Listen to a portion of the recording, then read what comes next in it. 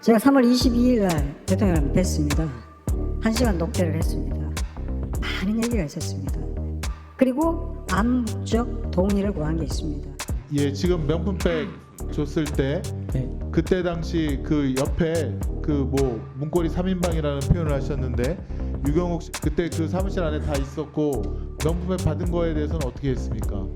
명품백을 받을 때는 유비서, 정비서만 있었습니다. 두 비서만 있었고요. 예, 그 두 비서가 일하는 공간이 거기 다 있었습니까? 같이 여사하고 같이. 구속영장 재청구됐는데 관련 입장 말씀 부탁드립니다. 1억 5천만 원 수사가 맞으신가요? 윤석열 대통령이랑 김건희 여사랑 어떤 사이세요? 통일교 촉탁으로 김 여사한테 목걸이랑 금품 전달한 거 인정하시나요? 방공권은 누구한테 받는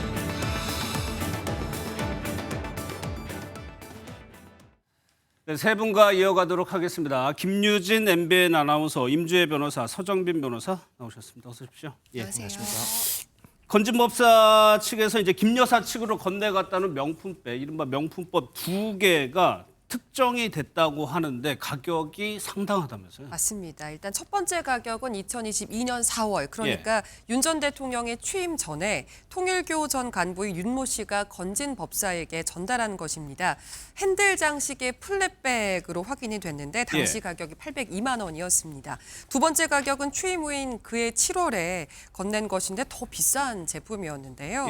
이 가방은 특히 뭐 샤넬하면 떠오르는 대표적인 모델이기도 그래요? 합니다. 가격이 1,271만 원이었는데요. 이 제품이 워낙 인기가 많다 보니까 국내에서는 1인당 연간 한 점만 구매할 수 있는 한정 판매 제품으로도 유명한 그런 모델입니다. 당시에도 이 두 가방의 가격 총액을 계산을 해보면 2천만 원이 넘는 상당히 고가에 속했는데 3년이 지난 지금은 가격이 더 올랐습니다. 더 올라요? 지금은 무려 2,700만 원 정도로 3천만 원에 육박하는 금액입니다. 가방 2개 가격이 3천만 원에 가깝다는 거죠. 거기다가 1인당 한 점만 구매할 수 있는 희소성까지 있는 백이다라는 겁니다. 그러면 서정민 변호사, 김 여사한테 만약에 이게 맞다면, 김 여사 측으로 실제로 건너갔다면 적용할 혐의가 알선수재가 거론이 되더라고요. 네, 그렇습니다. 특정범죄 가중법상 알선수재죄가 문제가 될 수가 있습니다. 해당 규정에 의하면은 공무원의 직무에 속한 그런 사항에 대해서 알선을 하면서 금품 등을 수수한 경우에는 5년 이하 징역 또는 1천만 원 이하의 벌금에 처하도록 하고 있습니다.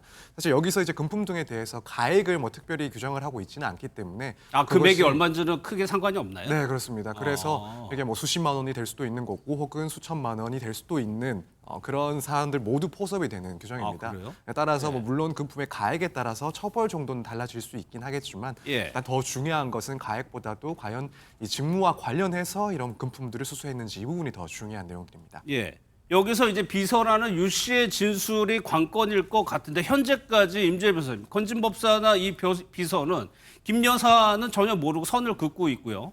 심부름을 했다고 계속적으로 지금 주장을 하고 있는 거죠. 그렇습니다. 김건희 여사의 최측근으로 분류될 수 있는 이 수행비서 유 씨는요. 건진법사 전성배 씨의 부탁을 받아서 해당 가방을 웃돈을 주고 다른 제품으로 교환한 부분은 맞으나 다시 전성배 씨에게 돌려주었다라고 주장을 하고 있습니다. 그리고 이 전 과정에서 김건희 여사는 전혀 사실을 알지 못했다라고 주장을 펴고 있는 상황인데요. 수사기관에서는 이 진술의 신빙성을 좀 의심하고 있는 상황으로 보여집니다. 이제 그럴 수 있는 그 근거로 들고 있는 것이 이 수행비서 유 씨와 김건희 여사의 관계가 정말 긴밀하기 때문입니다. 이 수행비서 유 씨는요, 김건희 여사가 운영하는 이 커바나 컨텐츠 직원 출신입니다. 그러니까 오랜 기간 함께 보좌를 해왔고 윤석열 전 대통령의 당선 후에는 김건희 여사의 보좌를 쭉 맡아왔습니다. 대통령실 제2부속실 행정관으로 근무를 해왔기 때문에 지금까지도 김건희 여사와 일거수일투족을 함께하고 있는 사람이다라고 평가를 받아서 과연 이 과정을 김건희 여사가 전혀 알지 못한 상태에서 이 건진법사 전성배 씨와 수행비서 유 씨 간의 모든 일이 이루어질 수 있겠느냐라는 부분에 좀 의구심을 품고 있는 것 같습니다. 그러니까 유 씨가 뭐 검찰이 다른 부분도 수사를 동시에 하고 있겠지만 일단은 이 유 씨의 진술이 유지되느냐, 바뀌느냐가 굉장히 중요한 한 거잖아요. 굉장히 중요해 보입니다. 이 전 과정에 있어서 뭐 알선 수재 혐의라던가 뇌물죄라던가 이런 부분이 적용이 되려면 기본적으로 이것이 김건희 여사에게 최종적으로 귀속되었는가, 그 가운데 어떤 청탁이 있었느냐가 쟁점이 되게 됩니다. 예. 그런데 지금 이 샤넬백의 행방이 묘연합니다. 전성배 씨는 잃어버렸다고 주장을 하고 있고, 이 실물, 이 가방 자체가 최종적으로 누구에게 귀속되었는지는 지금 수사가 진행 중인 상황입니다. 그런 것 같아요. 그렇기 때문에 이 과정을 과연 김건희 여사가 알았느냐 몰랐느냐가 매우 중요한 상황이고요. 수행비서 유 씨가 추가적으로 진행되는 이 수사 과정에서 진술을 바꿀 가능성이 있는지, 예. 아니면 진술을 유지할지, 이 부분에 따라서 적용되는 법조라던가 아니면은 사실관계의 확정이 전혀 달라질 수도 있어 보입니다. 그런데 검찰이 유 씨만 지금 수사하고 있는 것이 아니고 김 여사 주변에 다른 사람들도 지금 수사를 하고 있는 것 같아요. 맞습니다. 가방을 전달받은 것으로 알려진 비서 유 씨 외에도 샤넬백 수령 시기에 건진 법사 처남과 수차례 통화한 것으로 알려진 예. 정모 전 행정관, 그리고 통일교 캄보디아 사업 청탁 청구를 맡은 정황이 드러난 조모 전 행정관 역시 수사 대상에 올랐습니다. 최근 검찰은 이 비서 유 씨까지 3명의 자택을 잇따라 압수수색했다고 하는데요. 예. 뿐만이 아니라 이들을 소환해서 대질 신문에 나설 것으로 보입니다. 예. 또 하나요. 또 다른 명품백 사건이 있었죠. 이 부분을 선생님 대검에서 수사를 할지 말지를 다시 결정을 한다는 거죠. 네, 그렇습니다. 이제 D사 명품백 수수 예. 의혹이 또 있었던 상황입니다. 그래서 지난해 10월에 이제 중앙지검에서는 이 김건희 여사에 대해서 무혐의 불기소 처분했습니다. 그랬죠. 그 예. 이유를 따져보자면 일단 첫 번째로는 부정청탁금지법에 따르면 이 공직자의 배우자가 금품을 받았을 때 처벌하는 규정이 없다. 이게 하나였고요. 예. 또 하나는 만약에 이제 알선수재 등의 혐의를 묻기 위해서라면 결국 이제 직무 관련성, 그러니까 윤 전 대통령의 직무와 관련해서 알선을 하면서 이 금품을 수수받았어야 되는데 이런 직무 관련성 그리고 대가성이 인정되지 않는다. 예. 이 당시의 명품백은 친분 관계에서 만나기 위한 수단으로 보내진 것뿐이다라고 판단을 해서 무혐의 처분을 내렸습니다. 예. 그리고 이제 올해 4월에 고검에서 이 항고 사건, 그러니까 고발을 했던 서울의 소리에서 서울중앙지검의 처분이 부당하다라고 해서 항고를 했는데 여기에 대해서 고검은 중앙지검의 판단이 잘못된 것이 없다라고 해서 마찬가지로 기각을 했습니다. 예. 그리고 이제 최근 다시 한번 서울의 소리 측에서 이 대검에다가 재항고를 해서 불복을 하는 그런 절차를 지금 진행하고 있는 상황입니다. 그래서 그러면 2번이나 기각을 했는데 이걸 뒤집고 대검이 다시 뭐 하라는 결정을 내릴 가능성이 있나요? 사실 개인적으로는 그런 가능성이 아직까지는 낮지 않을까라는 예. 생각이 듭니다. 왜냐하면 물론 지금 앞서 뭐 C사의 그런 샤넬백과 관련된 그런 사항과 유사한 점은 분명히 있습니다. 하지만 결국 중요한 것은 이런 직무 관련성이 인정되느냐, 대가성이 인정되느냐 이 부분인데 여기에 대해서 중앙지검 그리고 고검에서 판단을 잘못했다라고 대검에서 판단을 바꿀 만한 그런 가능성은 아직까지는 낮다고 보는 것이 맞지 않을까. 그렇게 되면 결국에는 뭐 재정 신청 등을 통해서 예. 법원에서 판단을 받게 되는 과정까지 가지 않을까라고 일단은 개인적으로 생각을 하고 있습니다. 그러니까는 직무 관련성과 대가성에 대한 새로운 증거 이런 게 있어야 다시 뭐 수사를 한다거나 그러지 않나요? 그렇습니다. 같은 명품백이긴 하지만 예. 지금 논의되고 있는 샤넬백과 지금 이전에 무혐의 처분을 받았던 디올백의 중대한 차이점은요. 어떤 구체적인 청탁이 있었다고 볼 만한 근거가 있느냐 없느냐를 볼 수 있습니다.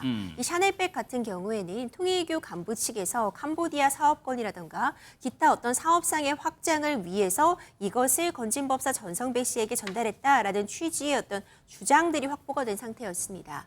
하지만 이 디올백 수수 의혹과 같은 경우에는 구체적으로 어떤 청탁이라고 볼 만한 부분이 확인이 되지 않았기 때문에 예. 이것이 공직자의 배우자로서 청탁금지법에서 금지하고 있는 금품 수수 등 이 부분으로 사실 문제가 제기됐던 것이고요. 처벌 규정, 배우자에 대한 처벌 규정은 존재하지 않았기 때문에 무혐의를 받았습니다. 이와 관련해서 만약 뭐 직무와 관련된 부분이라던가 대가성이 입증이 된다면은 다른 평가를 받을 수 있겠지만 예. 그러한 근거를 찾을 수 없다면은 동일한 판단, 무혐의 처분이 맞다라는 판단이 내려질 가능성도 있다고 지금 점쳐지고 있습니다. 예. 또 하나요. 언론 보도 나온 내용 한번 김유진 아나운서 살펴볼게요. 건진 네. 법사하고 명태균 씨하고 이른바 공천 대결을 할 뻔했다라는 있다라는 보도가 좀 있었습니다. 그렇습니다. 예. 공천 개입 의혹을 수사하고 있는 검찰이 명태균 씨 PC 등을 지금 확보해서 수사를 하고 있는데요. 예. 과거에 한 사업가가 명태균 씨에게 봉화군수 공천 가능하다고 했던 것 확인해달라 이런 말을 했던 내용이 나옵니다. 여기서 언급된 인물은 당시 현직 군수였던 엄전 봉화군수로 추정이 되는데요. 당시에 이 엄전 군수는 뇌물수수 혐의로 재판을 받고 있었습니다. 예. 그럼에도 불구하고 공천을 받아서 지방선거를 치를 수 있도록 해달라 이렇게 청탁을 한 것으로 해석을 해볼 수 있는 대목인데요. 그런데 당시에 건진법사 역시 마치 같은 봉화공수 공천에 개입한 정황이 드러나고 있습니다. 이 건진법사의 경우에는 박현국 현 봉화군수 쪽의 공천을 청탁받았다 이런 의혹을 받고 있는데요. 예. 명태균 씨와 건진법사 이 두 사람이 같은 선거에서 같은 지역 후보를 위해서 움직였던 정황이 나타난 셈인데 하지만 이 공천 청탁 대결은 성사되지는 않았습니다. 그래요? 왜요? 일단 아까 말씀드린 것처럼 명태균 씨 쪽에 청탁을 한 것으로 전해진 엄전 군수가 이 뇌물수수 의혹 때문에 예. 결국 출마를 하지 못했기 때문인데요. 반면에 건진법사 쪽에 청탁을 했던 이 박현국 당시 도의원은 경선을 통해서 국민의힘 후보로 선출이 됐고요. 결국 봉화 군수에 당선이 됐습니다. 그럼 선배님 이런 정황 수준인데 처벌이 가능합니까? 이 정도면? 뭐 단순히 누군가에 대해서 공천을 청탁했다라는 정황만으로는 처벌을 하기는 상당히 어렵습니다. 예. 예, 처벌 대상이 되기 위해서는 뭐 예를 들어 공천을 대가로 해서 금품을 주고받았다 이런 그래서 공직선거법을 위반했다 이런 내용의 사실관계들이 어느 정도 확인이 돼야 되는데 예. 지금까지 나온 사항으로는 뭐 그런 내용까지는 아직까지 보도가 되지 않은 점을 봤을 때 현재 이 정도 정황만으로는 뭐 공직선거법상의 그런 처벌 규정을 문제 삼기에는 조금 어렵지 않나 이렇게 생각이 됩니다. 예.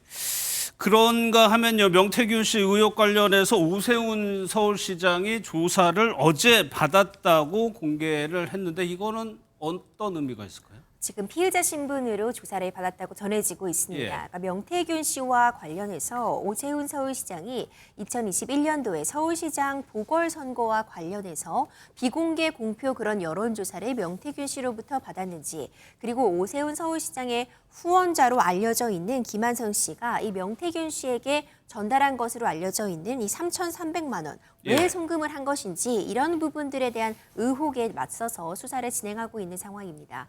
어제 오전 9시 반부터 오후 9시 반까지 12시간가량 좀 강도 있고 심도 있게 이 조사가 진행된 것으로 알려져 있습니다. 이와 관련해서 오세훈 서울시장은 모든 의혹들이 오히려 깨끗하게 해소될 것이라고 기대한다라는 입장을 밝히기도 했습니다. 그러면 지금 미국에 있는 홍 전 시장도 소환돼서 조사받을 가능성이 있나요?